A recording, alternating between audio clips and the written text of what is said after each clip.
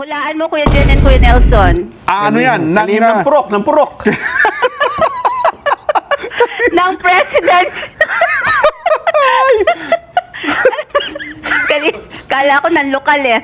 Yeah, Presidential Communications Office o PCO. Ito yung matagal na nga pinag-uusapan at hinihintay din ng mga kagawad ng media sa Malacanang Press Corps. Pero kanina, Ayan.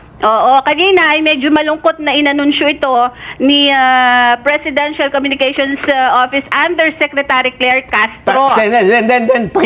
Pakiulit. Kanina medyo malungkot Ayun. na inanunsyo. Bakit malungkot? Magandang araw po sa inyo lahat. Reaction ng DPH nagbabalik. Napakaganda ho ng pag-uusapan natin ngayon mga ka-update. PCO Secretary ni Bobong Marcos mga ka-update. Wala na ho sa pwesto si Jay Ruiz.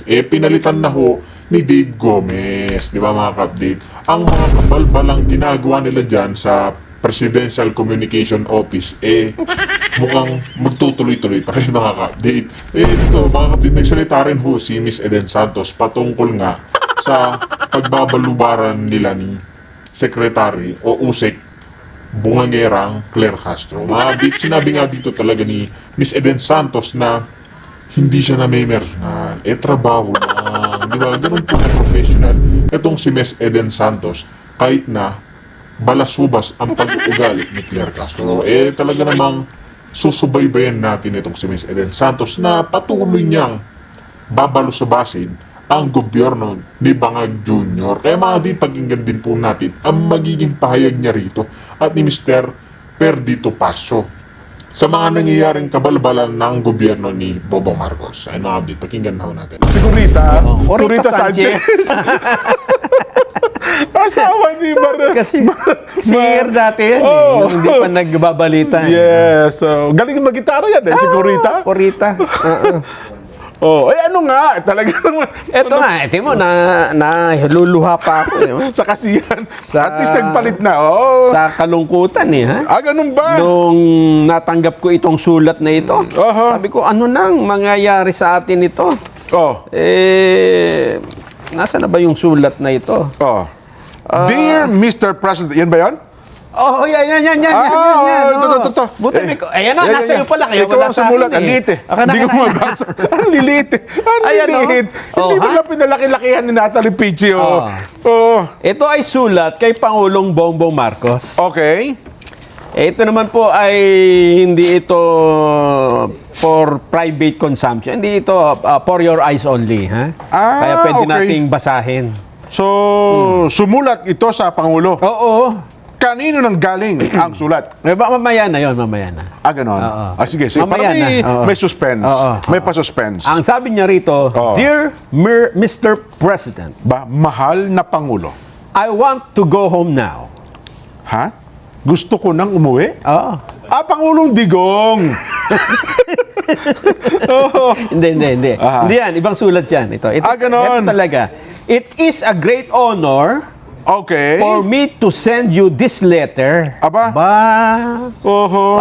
Parang nagagalak siya. Oo. At nakapagpadala siya ng sulat sa Pangulo ng Pilipinas. Isang malaking karangalan, kumbaga, para ipadala sa iyo ang liham na ito. In that, it demonstrates the strength and commitment of our trading relationship. Aba, nagpapakita ito ng Ayun. malakas at ang ating commitment. Oo. Opo. Siguro sa pagnegosyo. kung una mo ito mababasa, galing talagang...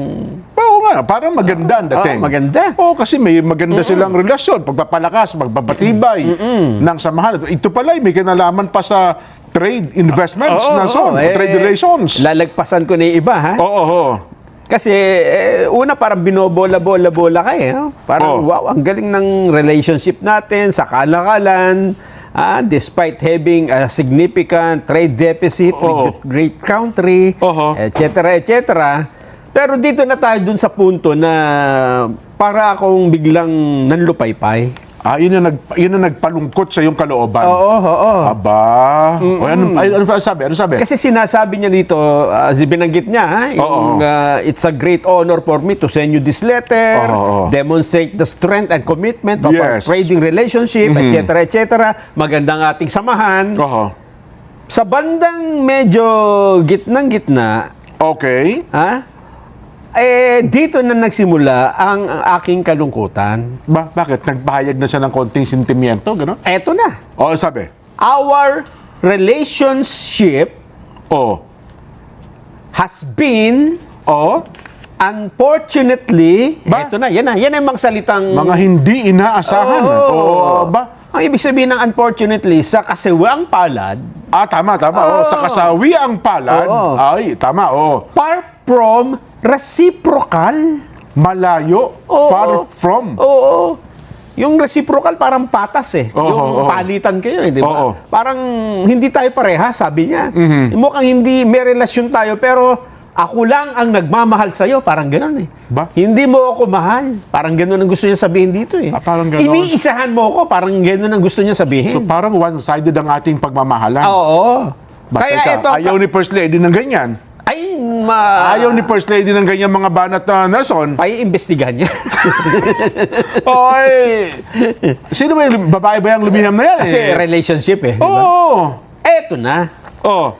Starting on August 1, 2025. Simula sa Agosto 1, taong kasalukuyan. Konti na lang yan, ha? Opo, July, Oo. next month na. Oh, next month. Oo. Wala na isang buwan ito. Yes. We will charge Ha? the Philippines Papatawan namin ang Pilipinas a tariff of only, may only ka pa dyan, ha? 20%. Papatawa namin ang Pilipinas ng 20% taripa. Buwis po yan. Bayad Oo. po yan, ha? Oo. On any and all Philippine products sent into the United States. Nako po, sa lahat ng produkto o kalakal na ipinapasok sa estado ng Amerika? Ba? Kaya nga, Bakit nagkamali? Bakit China sinusulatan dyan? Hindi tayo. tayo. Ganun? Oo. O Pero tapos? sinabi niya na, huwag kayong mag-alala kasi yung 20% na yan, mababa yan kumpara doon sa mga ipinataw namin sa ibang mga bansa. Ayun. Pero kailangan daw ito to eliminate the trade deficit. Para kasing mas marami tayong ipinapasok sa kanila. Oo. Tapos, yung pumapasok naman sa atin na produkto ng Produkto Amerika, nila, oo. pinapatawa natin na mas mataas na taripa. Yun ang sinasabi niyang ganon. hindi daw patas. Ayan Oo. ipinakikita na natin sa telebisyon ang liham na Yan. binabanggit na ito. Ayun, dear.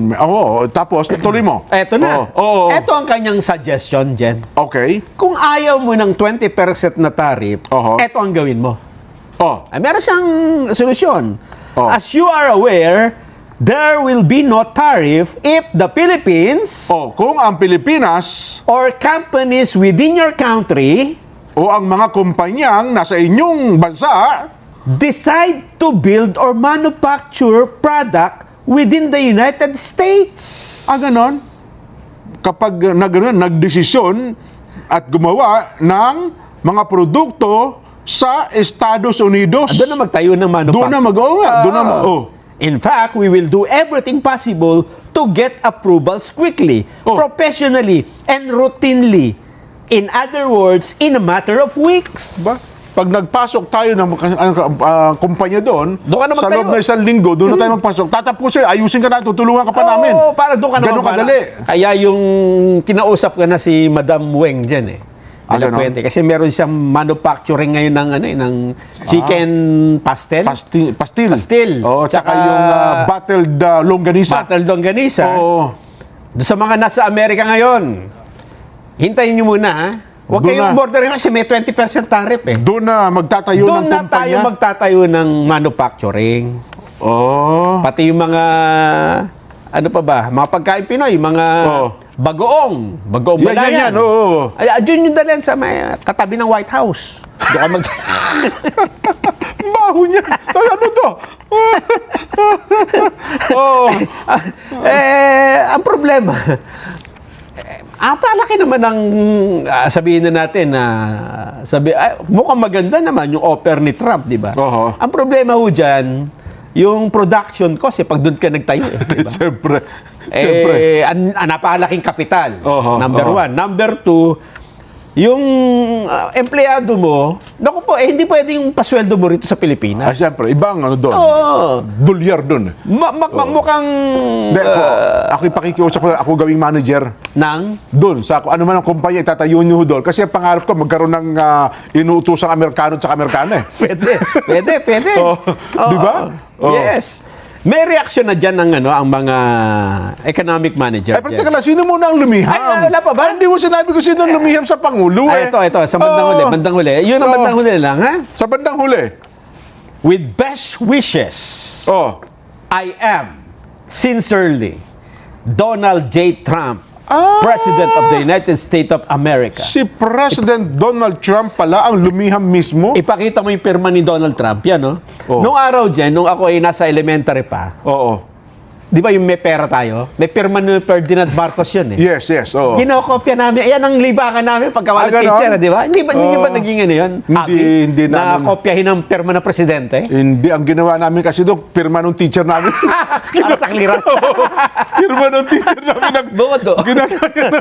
Eto, nakita ko yung pirma ni Donald Trump. Mukhang... Parang galing, no? trend ng MRT eh.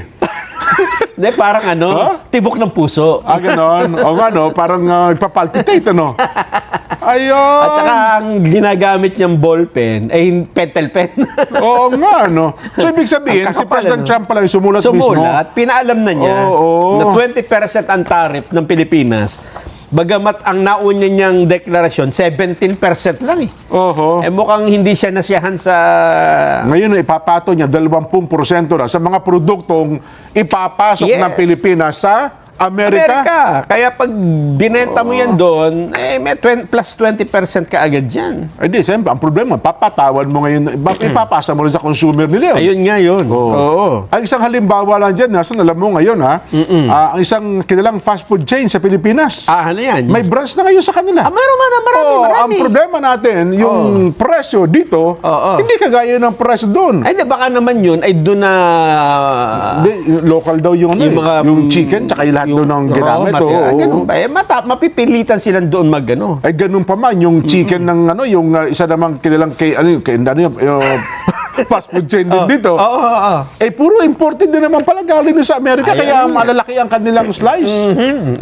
Kinausap ko na isang araw yung director ng BAI eh. Okay. Sabi ko, Director, ito bang chicken ng mga to? Ay, sir, imported po yan. Hindi kasi sila, meron talaga dito. Kako, hindi ba titugalo sa local dito? Ay, hindi po. So, hindi pala nakikinabang ang... Hindi pala sila mga farmer? basta doon galing sa kanila, doon di pala galing ang chicken. Bawal yan sa UK dyan. Sa UK, protektado ang mga Ganon? farmer.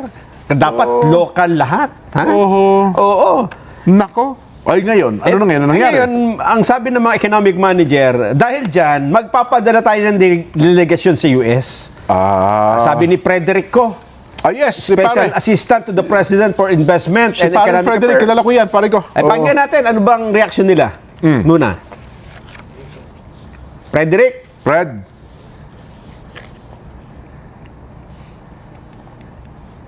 Sino itong siwa? Fred? English. Ha? Pupunta daw sila. Kala ko Chinese Next week. Oh. Kakausapin nila siguro kung baka matawaran pa yung 20% eh. Ha? Oh. Pero mamaya na. Buffering. Ito mas importante dyan. Ito muna. Ito inaabangan to ng mga viewers eh. Ayun, isang Lunes pa yan, naabangan Lunes eh. pa, Oo. Inaabangan to sa kanto. Hindi Yun na makita nga. ng mga... Mayroon nga ako nakita, naghahasa ng laba eh. Mga armadong lalaki. Ay! Ikaw na ba yan? Ang laki ng ipinagbago. Laki ng ipinagbago, mo. At tinan mo yung buhok ko, Jeno. Tinan mo yung itsura ng buhok ko. Akala ko dati- Bagong Bakit mo pinakita ka? Akala ko dati bayong lang ang tinitindi. Wala pa. Ngayon Louis Vuitton na. Ganun ba? Louis Vuitton, Grabe, pare ko. Tsaka tinan mo yung ng kilay. Oh. Ganda. Ang ganda ng guhit. Oo. Ang atin pong reporter ng Malacanang. Pinalitan na ba? Pinalitan na? Ha? Pinalitan? Hindi, mananatili. Ganun ba? Pinaltan na yung mga taga-Malacanang. Ay! Mga taga-Malacanang atang nabalitan. Magre-report ngayon. Eto na po, mga sige, kababayan. Yun po, may hinihintay yung matagal mula Lunes at nung nakaraan pa mga araw. Eto na po, magsasalita na siya. Magsasalita na sapagkat may inanunsyo po ang kanyang bestie. Aba, Yes! Ang bestie ni Ate Eden na si Yuse Claire Castro ay meron pong inanunsyo. Pinakamabuti din, Maya Pagat Panapon. Then, Yes, Maya Pagat Panapon, kaya kayong adbang ko ang Nelson, Kuya Jen. Naku, Nanong Malyari. yes, nakita ko lang yung picture ko. Baka total may bago na sa Malacanang. Mabago na rin yung hair ko. Yung picture ko dyan. Aha. O, eto, sa wakas, Kuya Jen, Kuya Nelson. Naku, formal na nga. Sino yung nagwakas na yan? Sino yung nagwakas na yan? So far, hindi naman yung aking pagkakatalaga sa Malacanang. Ito na nga, ikaw talaga. Formal lang itinalaga ni Pangulong Ferdinand Marcos Jr. si dating journalist Dave Gomez bilang bagong kalihim ng... Hulaan mo, Kuya Jen and Kuya Nelson. Ano yan? talim ng purok, ng purok. Ng President. Kala ko ng lokal eh. Presidential Communications Office o PCO. Ito yung matagal na nga pinag-uusapan at hinihintay din ng mga kagawad ng media sa Malacanang Press Corps. Pero kanina, Ayun. kanina ay medyo malungkot na inanunsyo ito ni Presidential Communications Office Undersecretary Claire Castro. Then, pakiulit. Kanina medyo malungkot Ayun. na inanunsyo. Bakit malungkot? Yun ang hindi ko Sige, alam. hayaan natin. Oo. Mamaya na natin Sa kausapin. lahat ng wala. Sige, tuloy mo lang. Tuloy mo. Eto. Tapos na. Sa press briefing nga sa Malacanang ay formally inanunsyo ni Tsaka Castro nakaitim, ano? na si Gomez na yung papalit kay outgoing Secretary J. Ruiz. Ba? Si Sir Gomez yung ikalima, Kuya Jen, Kuya Nelson, ikalimang kalihim na ng PCO sa loob lamang ng 3 taon sa pwesto ni PBBM. Alam mo, follower ako niyan ha. Lalo ni Gomez, lalo nung sa palibhasa lalaki. Kasi tall, dark, and handsome yan eh. Kuya Jen, Dave. Richard Gomez Dave yun. Gomez. Hindi, ito iba. Hindi ba Richard Gomez? Iba. Oo, si Dave Gomez nga. Dave Gomez, iba pala yun. Yung kasi yung kinila ko, tall, dark, and handsome eh. Richard Gomez. Ay, baka naman tall, dark, and handsome din si Sir Dave. Yun! Ganon. Oo. Siya yung dati, Kuya Jen, na nakabit din sa nag-cover din sa Malacanang. Bago siya nalipat sa advertising at maging head nga ng communications ng isang malaking korporasyon. Yes. Kilala namin ni Jen to. Oo. Sabay kami nagpapagupit nung araw eh. Ayun, tipong mga siguro konti, 1 ligo lang ang lamang nyo sa kanya. No? Oo. Siya, Yan. kasi kami ni Nelson kasi once a month na magpagupit siya kasi araw-araw. Sabi ko, pare, tama na yan. Magalit sa akin, di pa Pwede, baka interesado pa kayo malaman kung saan mapupunta si Ruiz. Saan? Oh. Ito, kinumpirma na ni Castro na siya ay magiging miyembro baka hindi naman ng New Era Toda, Kuya Jen, ha? Oo. Miyembro ng Board of Directors ng Manila Economic and Cultural Office o MECO. Okay. Dito rin inilipat ni Pangulong Marcos si dating PCO Secretary Cheloy Garafil. So magkakasama sila dito sa MECO. Ayun. Si Sec Cheloy ay siya yung chairperson at siya naman ay magiging member ng Board of Directors. Ayun. Pero ganun lang din kasi alam ko ang sweldo yata ng PCO Secretary at Director lang ng MECO. MECO, halos mas malaki pa ang Director ng MECO. Board member siya. Ay, kaya nga. Pareho lang. Hindi, mas malaki pa ata. Kasi pala- malaki sweldo ng Oo nga, tama. Kung naiwan ko lang, tama nyo kami. Malaki sweldo kapag ka nasa MECO. Then, Ganun ba? ay, oo. Tsaka wala ka pang ginagawa, pataas-taas lang ang paa mo. Wala pang pressure, walang intriga, walang kung ano-ano. Oo. Pakanta-kanta at padalo-dalo ng party, ganon. Hindi naman, board meeting, hindi naman party. Mga papito-pito lang, papasal-pasal ka na, walang gaanong pressure. At saka, Ayun. ang pinakamatindi, walang mga tanong na kagaya mo. Then, Ayun, na importante. Ay, hindi, plano ko naman, hinihintay ko nga, baka doon ako ilipat na bit sa MECO. Oo. Doon Ay, sa- OFW yun. Pagka hindi ka, ano doon, kapag kayo na-assign kang bit, ang assignment mo yung MECO, OFW ka nun din. Pero hindi niyo pa nami-meet si Dave Oo. Eden. Hindi pa, pero may mga nakita na kami nagpunta kanina sa Malacanang. Si dating, ano ba posisyon nun ni Ricky Carandang sa ilalim ng administrasyon ni dating Pangulong Noynoy Isasama ba Aquino. niya si Mr. Ricky Carandang? Hindi natin masabi kasi wala namang official na. Basta nakita natin sila doon. Si Ganon. Sir Ricky Carandang, si Ma'am Charo Logarta. Oo. Ito, mga ilan sa mga nakita natin doon. Mabait yan si Dave. Sana hindi nagbago. Mabait yan. Tsaka approachable. Yan ang pagkakakilala natin. Well, Ayun. yung Saka mga... niya, laging nagyayayang kumain. Jen. Oh, tsaka dati kasi, bagay si JD, ganun din natin, mabait, mapiya. Pero nung naging PCO secretary kasi, hindi mo na matawagan, hindi mo matext. Ganun Sana ba? hindi magbago, di ba? At sana mapakinggan din niya yung kung sakaling makipag ugnayan siya sa NPC officers and members na sana walang limitasyon or walang pagbabawal sa pagtatanong sa press briefing. Ayun. Pero alam mo naman dyan sa, well, tayo naman din, magkakasama tayo. Minsan talaga, may mga pakiusap naman yan, pwede ba, magtanong ganito, wag ganyan. Minsan naman, pinagbibigyan din naman natin kasi gusto natin na magkaroon ng magandang relasyon sa kanila, di ba? Yes. Kumbaga, ganyan naman talaga give and take yan, di ba? Basta wag lang yun talagang totally na wag kang pagtatanungin. Yun na nga. Kumusta anong maging kapalaran ni Yusek Claire Castro? Yan, oo. Kung titingnan natin yung bolang kristal, Kuya Jen and Kuya Nelson, Oo. ang MPC naman ay okay naman sa amin si Yusek Castro dahil nga sa may tagasagot ng mga inquiries natin, yung mga tanong, di ba, sa mga issue. Yun, kung mag-stay siya dyan. Sa ngayon, wala naman kaming naririnig na siya ay aalisin o papalitan. Ayun. Oh. Depende siguro kung paano sila yung working relationship nila ng bagong PC o secretary. Sana magkaroon sila magandang relasyon, working relationship ni Secretary Dave at saka nitong si Yusek Claire Castro. Oo. Kasi baka daw hindi na maging masaya ang press briefing pag wala si Yusek Claire. Yes. Ako naman din, tayo, kumbaga mga professional. Ako naman naniniwalang wala namang sama ang namamagitan sa inyo ni Yusek Claire, di ba? Kumbaga trabaho lang yan, walang personalan yan, di ba?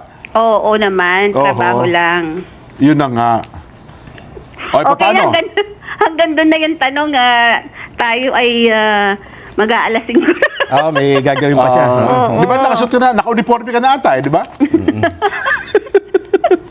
Basta ako kalihim, kalihim. Yes. Pero at least ang isang totoo, Nelson, ay mananatili ka sa Malacanang, Den. Oo naman, Kuya Jen, yun nga, nililinaw lang natin na hindi naman ako na umalis doon or inalis. Ayun na nga. Kahit naman nagkaroon ng ganung mga issue, ay wala namang naniwala, Kuya Jen, doon sa Totoo. sinasabi nga ng PCO dahil kitang-kita naman lahat doon sa mga video. Tsaka kung papaano tumindig yung MPC at syempre nagpapasalamat tayo sa kanila. Dahil talaga namang nagkakaisa sila doon sa kung ano ba talaga yung totoong nangyari. Tama. At syempre nagpapasalamat din tayo sa NUJP na talaga namang National Union Yes. of Journalists of the Philippines. na talagang hindi rin naman lang pinapayagan na maano yung ating yung press ano ba yun, yung freedom of the press. Bagamat iniwasan nilang bagitin ang pangalan mo, ha? Okay. Okay lang naman yun. Ano ba talaga nangyari? Di ba ang Pangulo, yung event lang ng Tarlac, di ba parang papunta sa bus, biglang lumiko Ano ba nangyari doon? Kasi ganito from the beginning, Oo. siyempre alam naman natin yung mga protocol dyan, ano? Yes, may briefing yan Yung sasabihin ng Maro na dito tayo, kung magpapaambush ang Pangulo, okay. Kung hindi, minsan kasi sasabihin lang kung okay, parang may chance na magpa-ambush, ganyan. Oo. Tapos biglang all of a sudden, wala nang ambush, ganon. So, syempre yung media, gusto lang makakuha ng mga update mula sa Pangulo mismo dahil nga hindi naman ganun kalinaw yung kung ano yung sinasabi sa briefing. Iba pa rin kasi pag ang Pangulong nagsalita, Kuya Jen and Kuya Nelson. Totoo naman. Hindi ba? Oo. So doon sa pagkakataon na yon, after niyang saksihan yung pagsunog doon sa mga floating shabu, naglakad sila ni Sec John B. Trimulya sa may gilid nung incinerator. So yung mga reporter, nagpuntahan sila dun sa dulo nung sort of malaman nila na walang ambush. Naiwan okay. ako doon sa tabi ng mga cameraman. Okay. Pero nakita ko na parang nandun na sila lahat. Sumunod ako ngayon doon. Oo. Alam mo naman, syempre, maliit lang ang katawan ko. Sumingit ako doon sa mga PIDEA agent, ganyan, para makarating doon sa kinaroroonan ng mga kasamahan ko. So pagdating ko sa harap, magkakatabi kami doon, malapit si ASEC Pat ng PMS, yung isa sa mga ng PSC, itong dating PSG, yung mga reporter, at saka ako. So, ang nasa may bandang unahan ako, yung GMA reporter online, yung isang local, basta hindi ko na nakita, basta magkakatabi lang kaming lahat doon. Oo. Ang Pangulo ay nakita kami.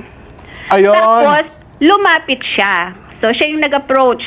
Oo. Ngayon, ano siya na maingay. Kasi gumano yung makikita mo yung kamay niya. Parang umabot siya ng tenga niya, di ba? Okay.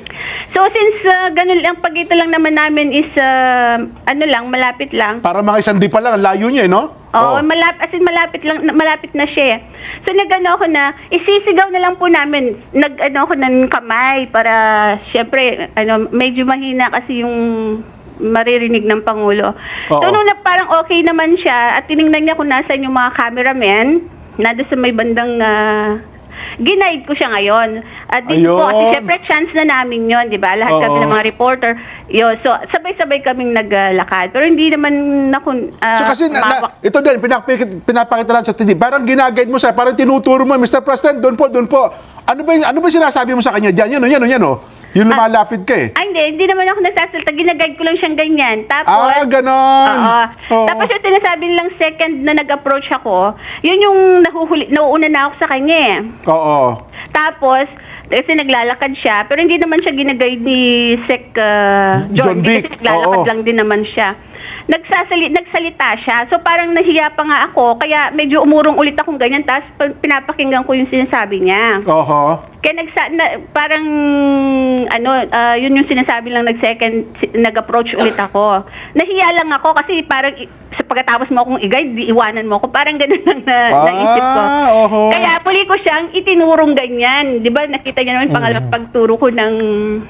Parang tinuturo mo yung mikropono eh. Oo, Nahawak naman ng isang PSG, di ba? Yes, doon na siya doon na siya pumunta. So nung pagdating niya doon, lumayo na kami para doon sa yung mga mic naman, sinabihan ko yung ibang mga cameraman doon na ibaba yung mic kasi minsan ayaw ng PSG na malapit sa mukha ng Pangulo. Natatakpan ang mukha niya sa mga footages. Oo. Tsaka minsan muntik na siyang madunggol-dunggol ng mic di ba? So wala talagang protocol na nalabag yung event na ito? Wala namang protocol na nalabag dyan kasi that's parang normal yung mga ganyang sitwasyon. Sa actual, nga. Oo. Ang Pangulo kasi, Kuya Jen and Kuya Nelson, meron niyang body language na kapag gusto niyang magpa-interview sa media, siya yung mismong lalapit at saka